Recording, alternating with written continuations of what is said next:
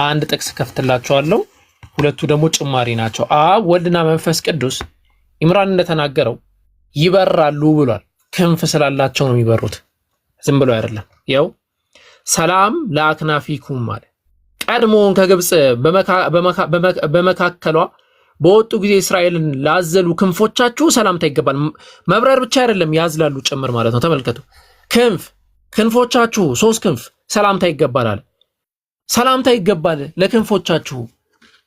ክንፍ አላቸው ያ ጀማ፣ ክንፍ ያላቸው አካላት ናቸው። እና ለዛ ነው እያመለካችሁ ያላችሁት ክንፍ ያለውን አካል ነው እያልን ነው እኛ። ይሄ የሚሆን ነገር አይደለም። አንደኛ። ሁለተኛ አምላክ በየትኛው መጽሐፍ በኦርቶዶክሳውያን እንደተሰደበው አምላክ አልተሰደበም። ይቅርታ አዝናለሁ ለዚህ ንግግሬ። ተመልከቱ፣ ባይብል ላይም አለ። ባይብል ላይም ታዩታላችሁ። ግን ምን ብሎ እንደሚያስቀምጥ እዚሁ ዜና ስላሴ ዘወርሃ ሰኔ ላይ የሚነበብ ነው። ምን ይላል? የዚህም ትርጓሜ እንነግራችኋለን። እኛ እንደ እርሻ ትል ነን ይላል። እኛ ምድር ባህር ላይ አስቀምጠናል ይላል።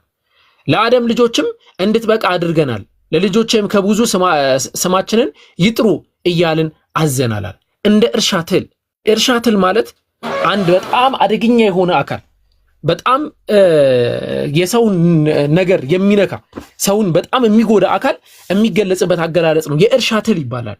የእርሻ ትል ገብቷችኋል? የእርሻ ትል ማለት ቡቃያን የሚያበላሽ ማለት ነው። በቃ ማኮስመን ብቻ የሆነ ስራው የእርሻ ትል ተብሎ ይጠራል ማለት ነው። አሁን ደግሞ ማሳያችሁ ጥቅስ፣ አሁንም በድጋሚ ክርስቲያን ወገኖቼ ይቅርታ፣ እንግዲህ መጽሐፍቶቻችሁ፣ መምህራኖቻችሁ፣ አባት እናቶቻችሁ ነው ይህንን ያስቀመጡት። ስለዚህ ያንን እኛ ደግሞ ማንበብ እናንተ እንድታቁና እርማት እንድታረጉ፣ መጽሐፍቶች እየታረሙ ነው፣ እርማት እንድታረጉ ይህንን እናሳያችኋለን ማለት ነው። አሁን ማሳያችሁ ደግሞ ምንድነው?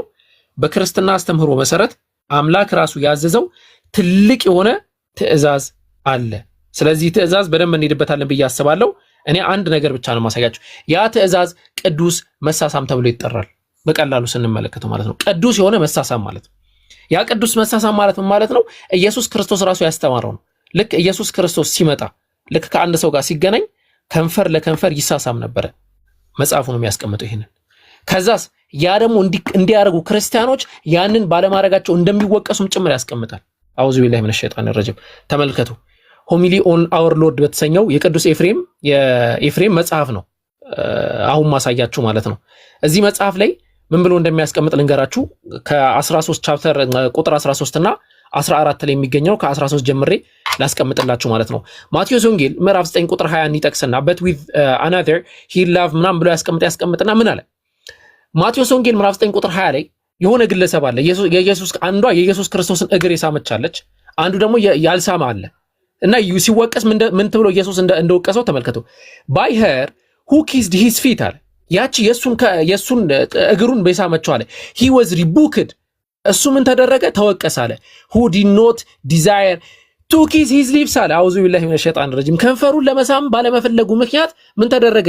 ሪቡክር ተደረገ፣ ተወቀሰ። ያስወቅሳል። የኢየሱስ ክርስቶስን ከንፈር አልተሳመም ተብሎ ማለት ነው። ምን ማለት ነው ይሄ?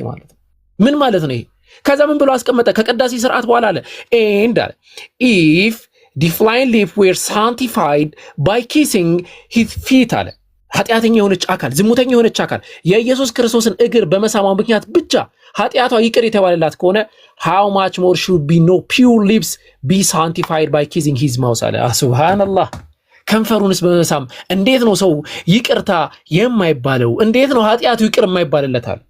ይኸው ተሳሳሙ ብሎ ያስቀምጣል ማለት ነው። for the sinful woman by her kissed received the grace አለ።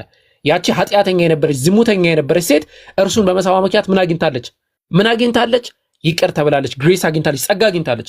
እናንተ ክርስቲያኖች ሆይ ተሳሳሙ ይላል። ይህንን እኔ ብቻ አይደለም የምናገረው፣ ዮሐንስ አፈወርቅ ጭምር ይናገራል። ኤፍሬም ብቻ አይደለም የሚናገረው፣ ሌሎችም አካላቶች ይናገሩታል። እንመጣበታለን ማለት ነው። ይሄ ሴሞን በተሰኘው መጽሐፍ ላይ በቀጣይ ደግሞ አሳያቸዋለሁ። ኦገስቲን የሚናገረው ማለት ነው። ኢብሮ ወይ አለው ጉድ ነው እኮ አንተ ኢብሮ እባክህን ስማኝ። አሁን አቡኪ ያሳየ ከንፈር መሳም አይደለ? አዎ። ኢየሱስ ደግሞ ከፀጉር ጀምሮ እስከ እግር ሙሉ ሰውነት ይስማል። በጣም ይቅርታ እሺ ወገኖች፣ በጣም አከብራቸዋለሁ። ግን መጽሐፉ ነው ያለው። ላሳያ እንዴ? አዎ አሳይ ይምሩ አሳይ። ከዛ በኋላ እኔ ለየት ስለሚል አሳይ። ቀጥል ሂድ።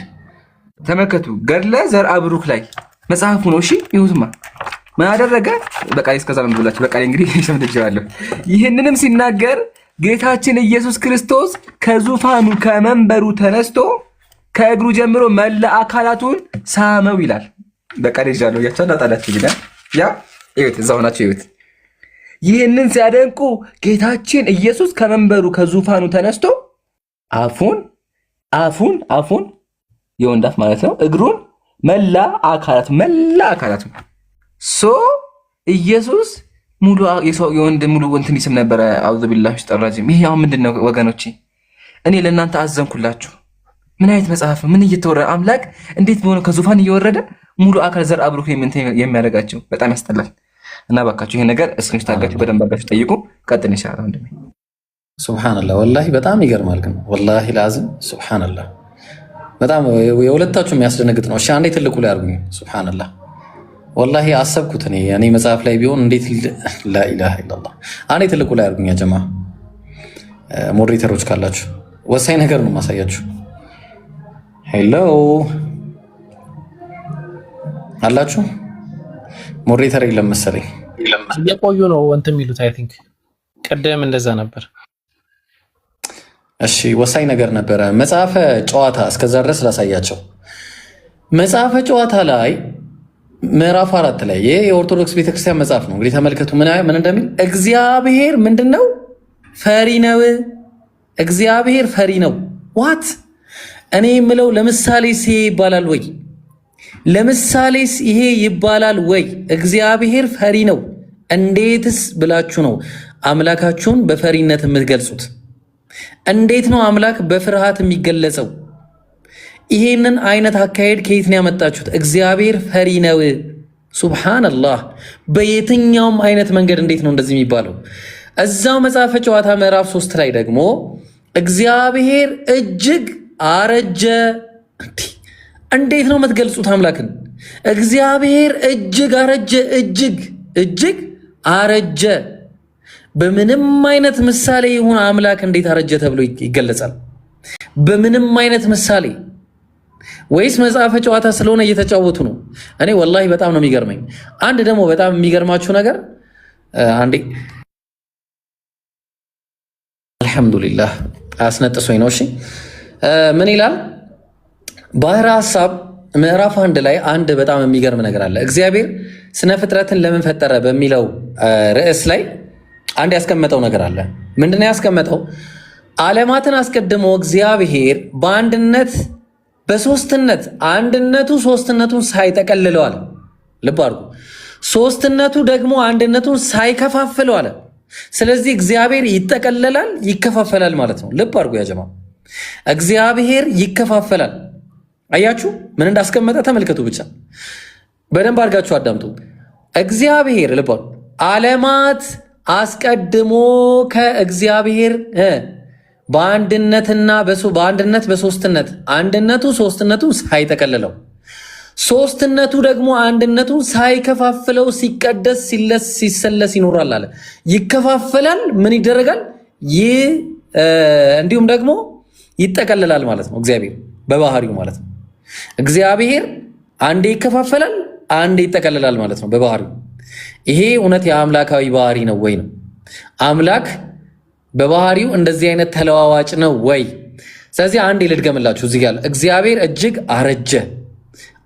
ይኸው ኢብራሂም አይደለም ያለው፣ መጽሐፉ ነው ያለው። መጽሐፈ ጨዋታ ስጋዊ ምዕራፍ 3 ላይ ማለት ነው። በተመሳሳይ መጽሐፈ ጨዋታ ምዕራፍ 4 ላይ እግዚአብሔር ፈሪ ነው። ፈሪ እንዴት ነው አምላክን እንዴት ነው ይህንን አምላክ አምልክ ብላችሁ የምትጠሩ? በየትኛው አይነት መንገድ ነው ይህንን አምላክ አምልኩ ብላችሁ የምትጠሩ?